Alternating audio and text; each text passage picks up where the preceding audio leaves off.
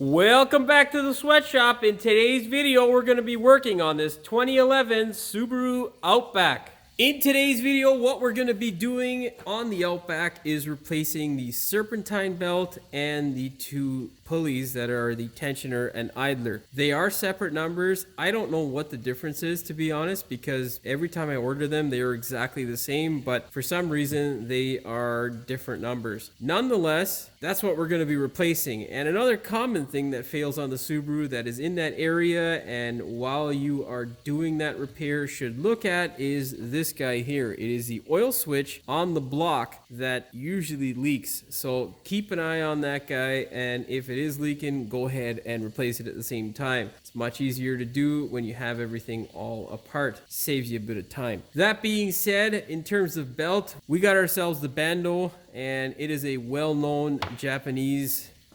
manufactured belt, and I quite like them. I don't know where the origin of the company is, but most of their stuff seems to come from Japan. This guy here, just my regular parts store stuff. I think it was Intermotor or something like that. I'm not sure. These guys here I got from our friends there at Dorman. I've used their stuff in the past. That's what they had in stock, so I picked them up, and they had a decent warranty with it, so you know, why not? I don't have any friends at Dorman, just to be clear. It's my friends at my parts store. But yeah, go ahead, get yourself some decent stuff because, well, you don't want your Serpentine belt taking a crap on you. That being said, this is a super easy job. It is not hard. Doesn't take very long. It is something you can definitely do comfortably in the driveway, provided you have the know-how and, of course, watch the full video. There are a few things to note, and really, you can make a mess of this job quickly if you screw things up. That being said, before we get started with today's video, do me a big favor, hit that subscribe button as well as the notification bell so you never miss one of my new videos. Okay, let's get started.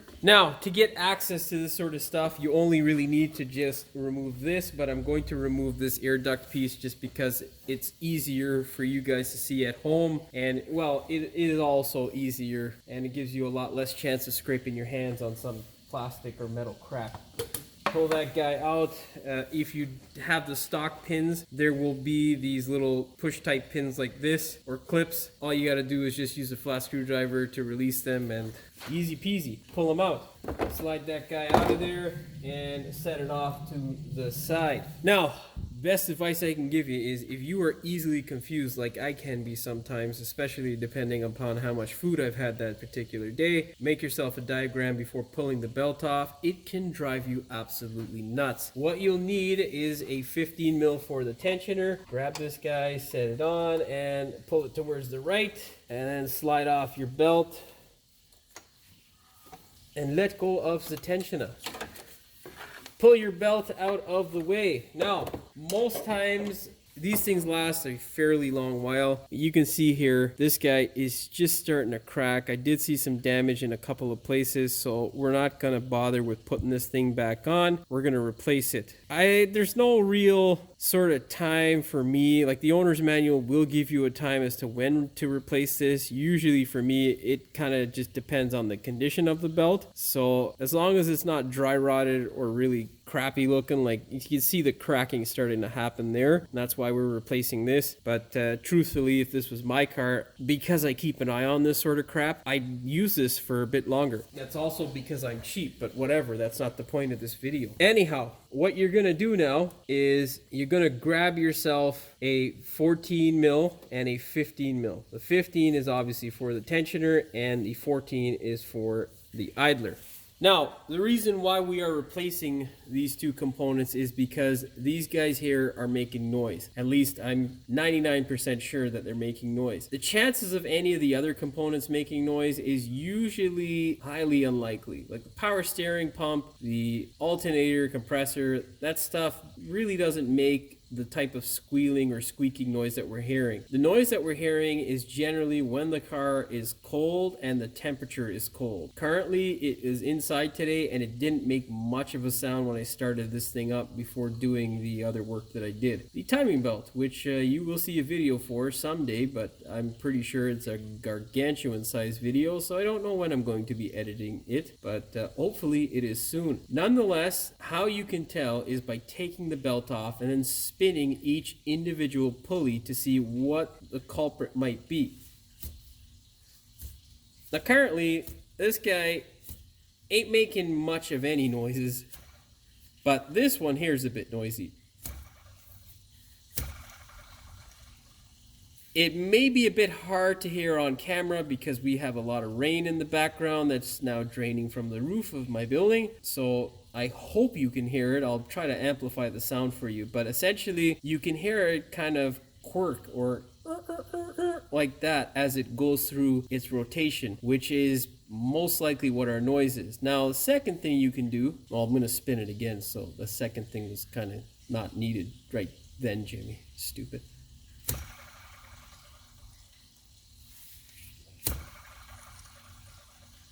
Yeah, so hopefully you can hear it there. Now, the other thing is, usually, with these two guys, they should spin at relatively the same rate whenever you flick them.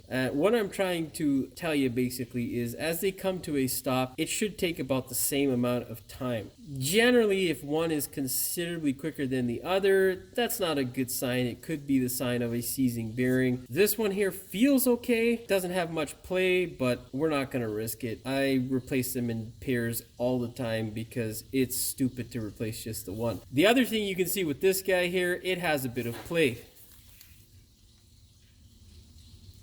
We don't like that play, so that's why we're replacing these two as well. Now, I'm going to get rid of these two guys out of the way, and then we'll remove our alternator, and then I'll show you that sensor that I'm talking about. If you have to do your sensor, it is recommended that you disconnect your battery. If you don't have to do your sensor and you're not touching your alternator, you can leave your battery alone. Get yourself a 15 mil. I think it's left-handed thread. No, it is regular thread. Just lefty-loosey. Once you crack it open, get the ratcheting side and begin ratcheting the right way. Now, there are washers, I think on the rear of this thing, and a rubber piece kind of like an O-ring that centers the pulley. Make sure you keep your hand underneath. Very rarely they can fall out. You don't want to lose them because, well, that's never good.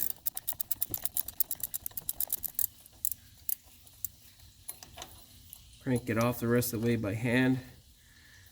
I just did the timing belt on this thing and heated it up, and well, it's nice and hot right now. So wonderful. Hey, you know, we all don't make the right decisions in life. This originally was supposed to be a part of that video, but hey, I forgot, quite literally, to put the parts on the bench, so I didn't explain them. This here is what I'm talking about, that little washer. I think the rubber is on the other one, but we'll check and see. I'll call my parts department and confirm. Get yourself a 14 mil. Of course, you can do this with a regular ratchet. I have these guys, and that's usually what I use just because, you know, I don't know, I'm weird like that. It's a bit harder to get on the tensioner side, which can drive you nuts. Looks like these are the original, so because they are the NSK brand of bearing, which I believe is the original manufacturer for this thing.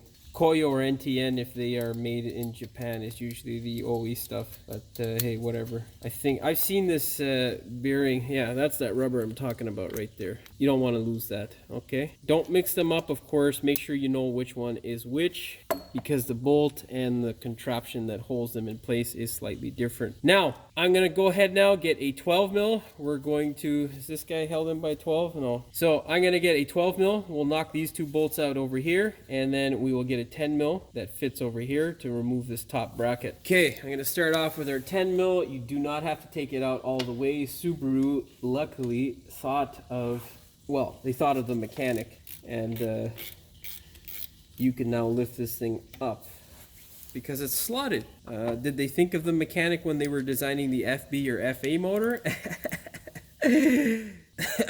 I sound like I was dying there. Fuck. Did they think of the mechanic when they were designing the FB or FA motor? Not so much. In certain regards, I guess, yes, but not in everything, that's for sure. Crank this guy all the way out by hand, and then crank that other guy loose. Yes. I personally think they should have kept the EJ instead of messing around. I mean, if their plan was to go to what's called a, what do you call it? The electric crap and all that, well, why put all that money into something that really didn't make all that much more horsepower, right? I mean, it's definitely not more reliable per se, you know, but hey, whatever. Now, for whatever reason, Subaru still has the wonderful bracket. Now, bracket I will show you, but whatever you do, try your absolute best not to drop that stupid thing on the engine bay. It is a royal pain in the ass to find because it likes to fall into some kind of crook somewhere on the engine that you just can't get to easily. It's the same bracket for every single other alternator that's out there. You got to hold it in place. Not the end of the world, but can be a bit of a pain in the arse. Best thing to do would be to get a magnet, but you know, I've committed to this way of doing it, and well, stupid. Oh, come on, why are you getting tight right at the end, man? It's supposed to be tight in the beginning only. Oh, get the fuck. Okay, there we go. That is the bracket. Don't lose it. Okay? Now we're gonna have to do some shenanigans to get that thing out of there. La la la la la. Just looking for my stubby. Just loosen this guy up. Oh, that's not the way it's supposed to come out. It's supposed to come out, man. Finger behind and help it. I mean, if it's cold out, it's not bad when it's nice and warm, the engine, but, well, it's not really cold out right now. Well, cold indoors for me. All right, well, our alternator is nice and stuck in there, so we're going to get a pry bar and give it some persuasions. Now, be careful wherever you pry. You don't want to break anything, so, you know, be gentle. For some reason, I get a lot of people who like to pry on the fins of the alternator somehow. I don't understand that, but it's a real phenomenon. Oh, baby, what? I don't think this guy's ever been touched. Oh, come on. Yeah, it does not want to cooperate. Use the pry bar or clip remover just to pry up on the head of the bolt. The threads will catch, and then you should be able to wiggle that guy out.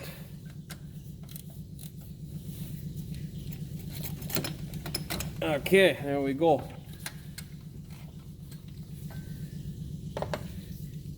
Slip that guy out of the way, and then if you can, well, I have no choice, but usually I could get in there with a swivel socket, but in order to record it, I'm going to have to separate my alternator all of the way. But yeah. You be stubborn, bitch. Come off the car. Come off the car. I'll turn this whole fucking place around and go back home. That didn't make any sense. I have problems. That's why I'm a mechanic. La la la la la la la la la la la la. Cooperate.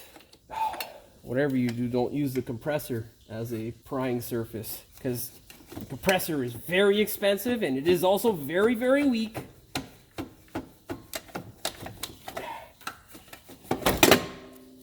Fucking bitch. Okay, I'll take this guy and set it aside.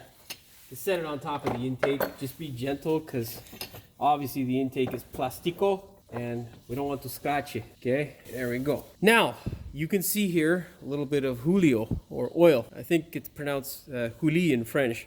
Actually, this customer here knows French, so I'm gonna ask him how you actually pronounce oil in French. Julie, I think it is in French, but I call it Julio because, well, fuck it. All right, grab this guy here and pull it off. This guy's not a profuse leak, but it's enough to be annoying. Now we're gonna grab a rag and just soak up some of that nasty residue around the base. Found it.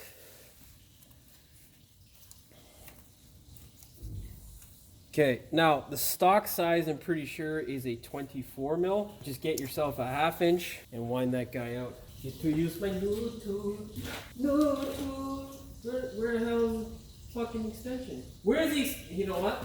If you've ever wondered why mechanics have hundreds of multiple of the same tool, it's because when we're working, we lose shit sometimes. I know it's buried under my tools, but I don't care to look for it right now. Get yourself another 10-inch extension, preferably one with a knurled surface. For all my friends who don't understand silent letters, that is a knurled surface, otherwise known as a knurled, because there's a friggin' K there for no reason. Anyhow, move the wiring out of the way and then just crank it. It's not hard. You can use your stubby there to break it loose. Unless it was put on by an ogre at some point, really they come apart no issues. Only one time in my entire time of working on Subarus I have ever had the insert on the bottom of the block come out, and that's because an animal must have put it on. Not a common occurrence. Maybe on the early ones, because a lot of those didn't come with half the crap the new ones did in terms of like sealants and all that sort of shit. Now there you go, that's our problem. It is leaking. It's not a profuse leak, but you don't want to wait to change it when it is a profuse leak, because well, it drenches everything in oil, and besides that, it's rather a pain in the ass to deal with. Clean off a socket because you don't want to dirty your new part. Now when you're cleaning this, what you want to do is clean away from the hole. So pay a lot of attention and don't fuck it up. You don't want any shit going into your sensor or into the hole, because that will screw you up.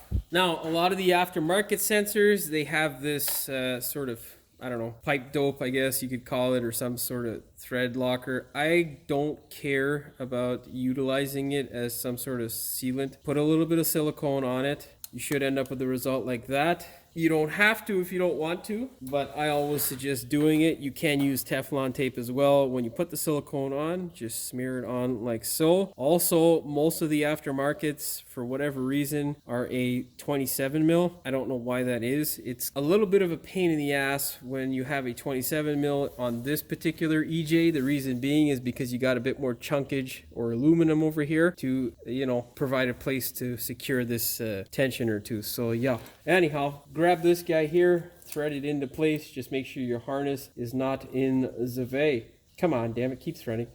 There we go.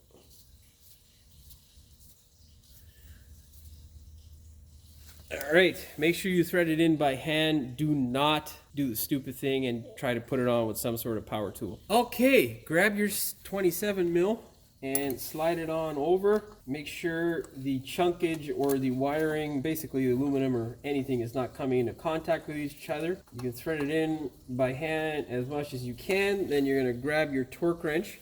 You're going to set it to 15 foot-pounds or 20 newton meters. I don't know what the actual torque spec is for this particular thing, but I know it is 12.5 or 17 newton meters for the same sensor that is on the head. And this guy here is in a steel insert, so I'm comfortable with 15 foot-pounds. All right, torque away. Whenever you're doing this, you want to do it slowly, and you also want to make sure that you recheck the torque, because it can take a while.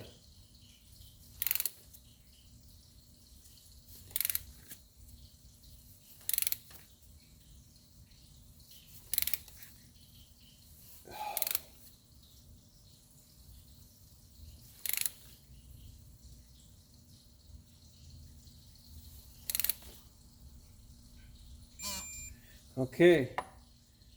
And there you go.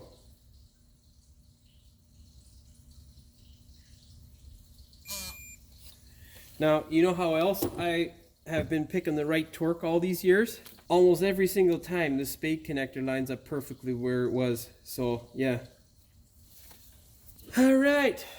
Now, let's back this 10 mil out just a bit more so we can slide our bracket back into place. The alternator is not the hardest thing to get back in if you move this guy here. This, however, can be a little bit of a pain in the dingus end to get back into place. What I like to do is just sit it on top of the AC bracket over here, and then you're gonna get a small punch and just hit this guy very lightly. Don't smash it like an ogre. You will break the air off of the alternator, and well, that will lead to tears. All right, let's get this guy did.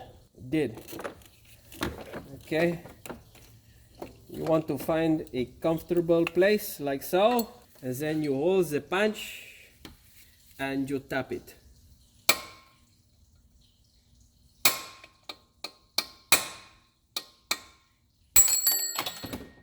Also, do not drop the punch. That is not productive. I'm gonna go get the punch. Give me a sec. Oh, yeah. Let's try it with a longer punch. That way I have more finger on the punch and I won't drop it and look like an idiot on camera. La la la la la. Oh, this is so much easier when you disconnect the alternator. But don't want to because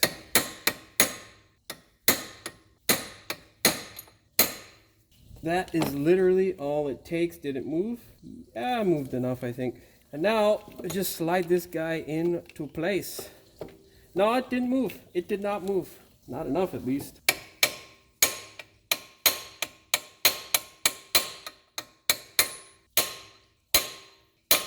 I think I got it to move there. If I mangled it a bit, yeah, I mangled it a bit. That's fine. Okay, as long as that guy has moved, you don't have to heat it up, but you definitely do not, and I repeat, do not want to be overly aggressive, because if you break the air, nobody's going to be happy.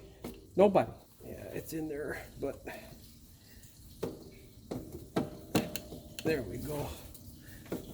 Slide that guy back into place. Now, what we need to do is line this guy up. Just a little wiggle wiggle goes a long way.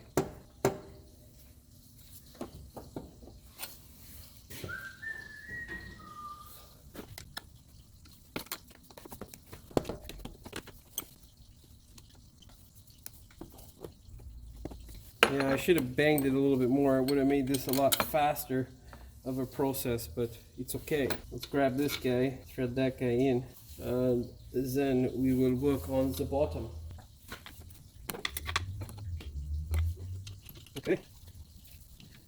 Oh.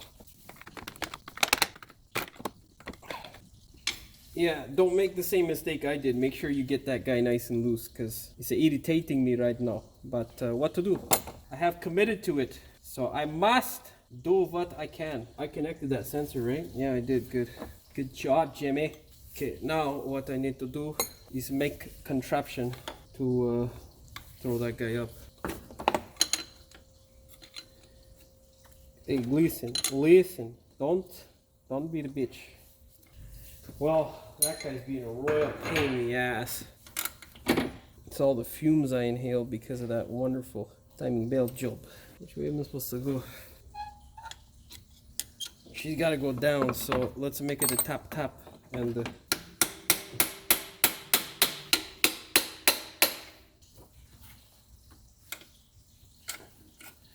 okay, there we go.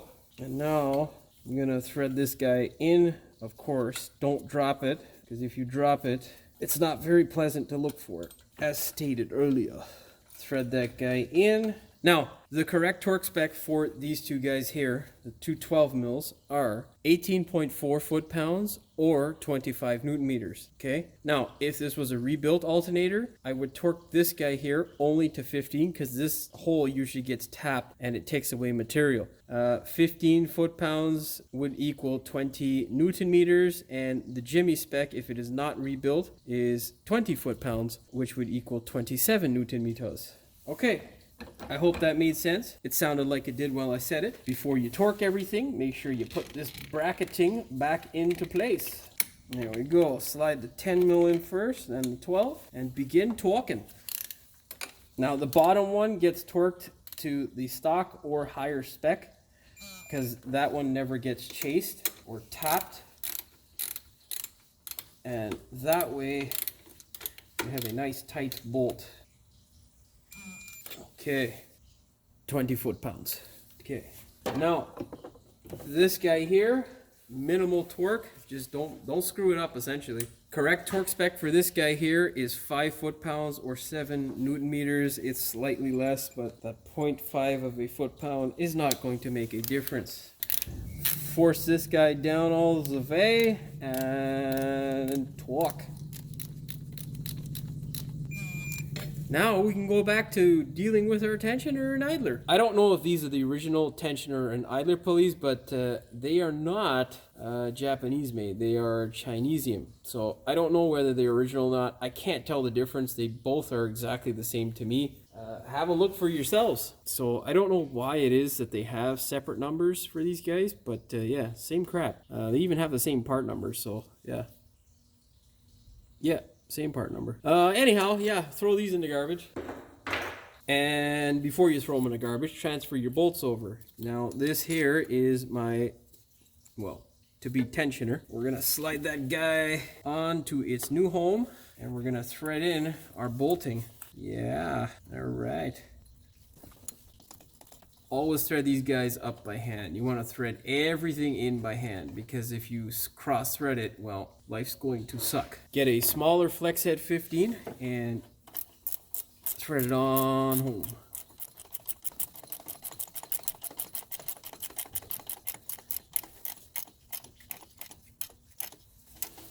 Make sure it is tight. Spin it to make sure it is not going to create any issues, and we are good to go there. Now get yourself a 14, a smaller 14, and you can thread that guy in there. Make sure that O-ring or that rubber piece does not get crunched, because that can cause your pulley to sit slightly off, and that would not be okay. Actually, we're just gonna tighten it up with this guy.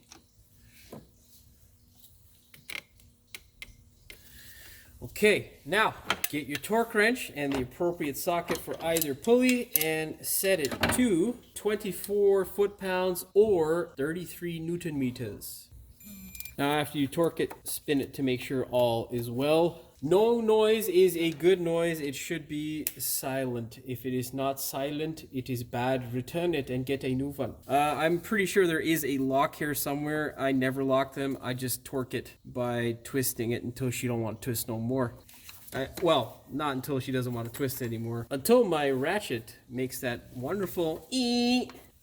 Because Lord knows some guy out there is gonna just, you know, continue torquing until he shouldn't, and then he's, oh, you said to twist it until he couldn't twist no more. All right, perfect. Now we can go ahead and put our belt back on. Okay, so if you are easily confused like I am, hopefully you made a diagram. If you did not, well, just continue looking at the video. I'm weird. There is no direction on the belt, but I like to read what I am putting on, the proper direction. So I'm going to put it on in a manner in which I can read it. I literally just did this like 15 or like, I don't know, an hour ago now, and yeah, I'm thinking to myself how the hell or what I did, because I can't remember the direction of the belt either. Oh man. Okay, now this guy here goes like so, and then this guy goes around there, and then this guy goes around here. Okay, now there we go. Now I gotta slide it off of this guy. The reason being is because my radiator hose is in the way. With the radiator hose in the way, it makes it a bit of a pain in the ass to get this thing back on. So, yeah. Oh, no, it went on without me doing what I'm supposed to do, so something wrong. Oh, yeah, okay. Here. This guy goes like that. And then that guy goes like this. You know what the sad part is I do this more often than you would think, and I still screw it up from time to time. So if you're at home thinking to yourself, what the hell is he doing? Or what the hell am I doing? As in yourself, well, don't feel bad. It happens to the best of us, especially when it's late in the day. Now grab that 15. Where is it? There we go. Now you're gonna go all the way to the right. Oh wait, I gotta do my idler, because my tensioner needs to be on in order for me not to lose my mind. So the problem with new belts is everything likes to slip off because it's brand new, and that just means is a pain in the ass. Stay on, man. Stay on, bruh. Come on. It's your problem. Okay, now leave the idler off. Get your 15. Put it on. Go all the way to the right, and then you're gonna hook this guy on the idler, like so.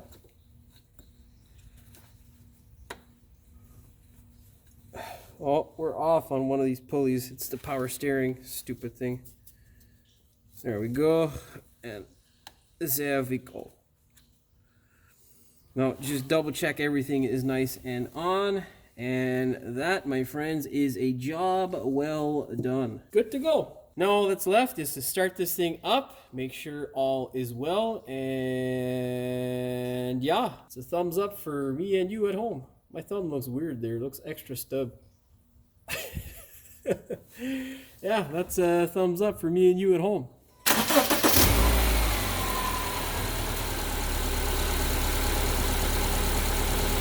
Well, as you can see, the belt has not come off and the car seems to be running normal.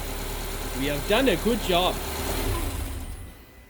Now, all that needs to be done, of course, is to check and verify that we don't have any weird sounds. So that, I think, is going to be best done when the thing is nice and cold tomorrow morning. Hopefully, we don't have any issues that tissues won't solve. If we do, we will be making a video telling you what they are and how we fix them. Chances of that happening, highly unlikely, because I usually don't have any issues. Okay, that's it. Make sure that guy's level. It seems a bit bent. Oh, it's a bit better. Okay.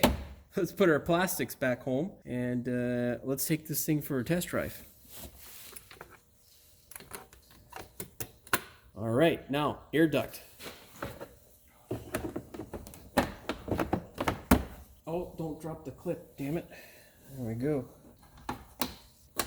That's it. See? I think the hardest part was listening to me ramble on, but the job itself, pretty darn easy. Well, that's all she wrote for this one. All you got to do is verify that you don't have a leak from that brand new sensor or that oil switch, and make sure that your belt and your tensioner and idler are not making any funny noises. Provided all those boxes are checked, you are good to go. Hopefully you found the video entertaining as well as informative. If you did, please like, share, and subscribe. Don't forget to hit the notification bell so you never miss one of my new videos. And as always, thanks for watching. We will see you in the next one. We got ourselves the Bando. It is a well-known. It is something that you know you can do.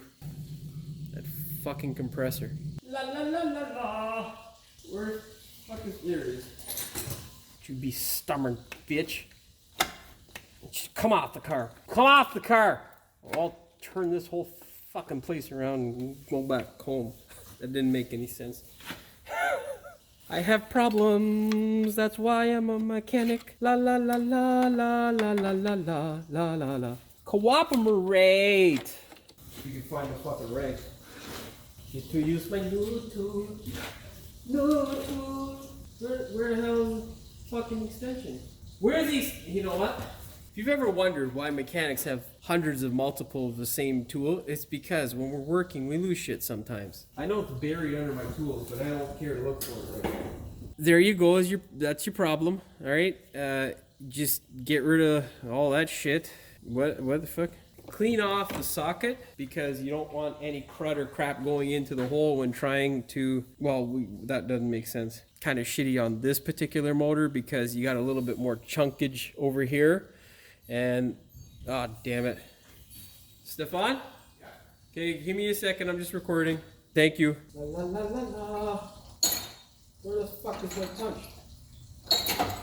Savvy, I don't know why I just said all that because I just fucking rambled on. Correct torque spec for this guy here is 18 foot-pounds, 18.4 foot-pounds, or what the fuck was it? Now, I don't know if these are the original guy. What?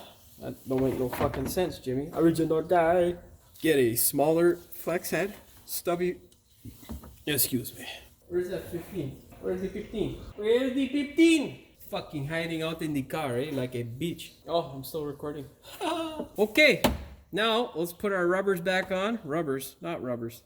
Well, that's all she wrote for this one. All you got to do is verify you don't have a leak from the sensor and any funny noises coming from your breath. Son of a bitch. You couldn't just fucking wait. I was trying to hold back a burp. That shit doesn't work.